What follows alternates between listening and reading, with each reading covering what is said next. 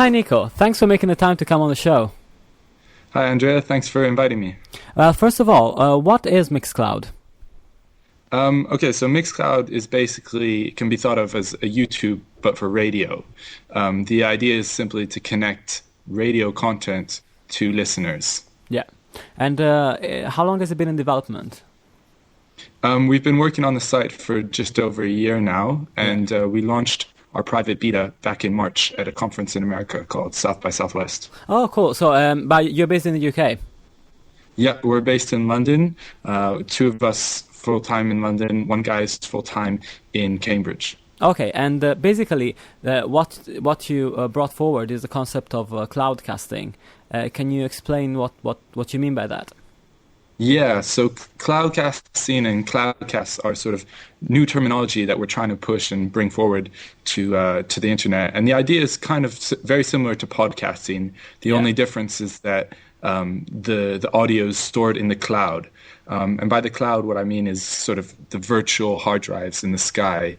So they can be accessed essentially from anywhere using an internet connection. Yeah, and because internet radio numbers keep going up and up, but there's a lot of fragmentation in terms of distribution of the content, especially online.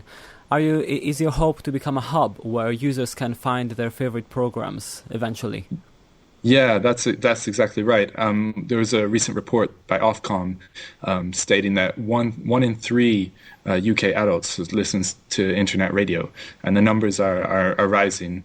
So our vision is really to provide a platform for especially independent content creators like you and like many of the other people who make podcasts right now, a better platform that's more interactive and more social, and essentially a home and a hub for listeners to come to find that great content. Yeah, and you're very music friendly. You started out as being kind of music oriented, and now you're moving more onto both platforms, spoken word and music, because you also are licensed to play music on your radio, aren't you?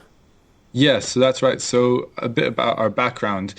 Nikhil Shah and myself are both DJs, and we used to have a radio show when we were at university. So we come from a music background, and that's sort of where the site has started and where we launched it, because we have obviously connections in that area. But the sort of end vision, the goal is to broaden it and to really incorporate all different forms of radio. So whether it's talk or politics or sport, we want it to be, applicable to any form of radio. Yeah, and Mixcloud integrates a radio-like functionality with a lot of social features and creates a community in itself. Yeah, that's right. So right now you've got the iTunes podcast directory, which is pretty much the biggest directory for independent radio. Yeah. But there's a lot of features that we felt are really lacking with it. You can't really embed podcasts on any other websites. You can't see what your friends are listening to. You can't share them easily. You can't follow the people who are making the podcasts. So we felt like there's a lot of things that could be improved on. Yeah, and it's not a closed community because you can also share the content on a number of other social networks, right? Yeah, that's right. So we've just launched a couple of weeks ago. We launched a little widget that you can embed on your MySpace, on your blog. We're going to be bringing out a Facebook app, but it's all in good time. So yeah, we're definitely keen on working with the social networks out there. Yeah. And is the service UK specific, or is it accessible worldwide at the moment? So right now it's pretty UK centered. Nearly all of our users are based in the UK because that's where we're known and that's where we've done the most promotion, most connections. Sure. Going forward, we're hoping to take it worldwide. But again, it's still early days, so we have to see how far we get. Yeah, and the cloud computing is expanding every day, but it's still very, very expensive and quite hard for a startup to get the amount of space and bandwidth they need to work with multimedia applications. How did you find the UK as a base for working on this? Cloud computing is definitely advancing pretty fast, and I think I saw some numbers recently. The cost of storage is sort of halving every single year. just like Moore's law in terms of computing power. So that's really good for us. And then the other thing is, obviously it's in the cloud, so the country that you're based in isn't too important. So our data servers are actually over in America. Yeah.